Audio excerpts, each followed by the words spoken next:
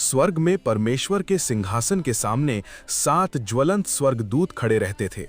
वे अग्नि के समान चमकते थे, मानो उनकी देह में ही दिव्य ज्योति जल रही हो।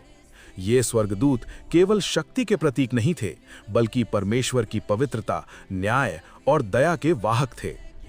जब पृथ्वी पर अंधकार बढ़ने लगा, अन्याय और पाप फैलने लगा, तब परमेश्वर ने उन 7 स्वर्गदूतों को बुलाया।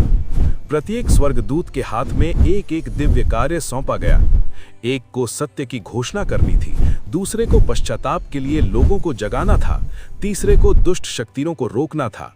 शेष स्वर्गदूतों को पृथ्वी, समुद्र, आकाश और मनुष्यों के हृदयों पर परमेश्वर की चेतावनी और अनुग्रह प्रकट करना था। जब वे स्वर्ग से उतरे तो उनकी ज्योति बिजली के समान चमकी। जहां जहां उनका प्रकाश पड़ा, वहां भय के साथ साथ आशा भी जाग उठी। दुष्ट आत्माएं कांप उठी, परंतु पवित्र लोग सुरक्षित हो गए। उनके स्वर तुरही के समान गूंज उठे, जो लोगों को ये स्मरण दिलाते थे कि परमेश्वर जीवित है और न्याय अवश्य करेगा।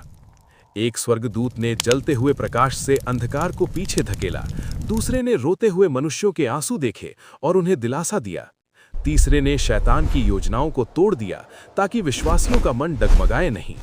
सातों मिलकर ये दर्शाते थे कि परमेश्वर का न्याय कठोर है, पर उसकी दया उससे भी महान है। अंत में जब उनका कार्य पूरा हुआ, वे फिर से परमेश्वर के सिंहासन के सामने लौट आए, पृथ्वी पर यह संदेश छोड़कर कि जो विनम्र होते हैं वे बचाए जाते हैं और जो अंधकार से प्रेम करते हैं वे अपने ही कर्मों का फल पाते हैं। ये कहानी सिखाती है कि परमेश्वर के 7 ज्वलंत स्वर्गदूत उसकी पवित्रता, शक्ति और करुणा के जीवित प्रमाण हैं, जो सदा उसके आदेश पर खड़े रहते हैं।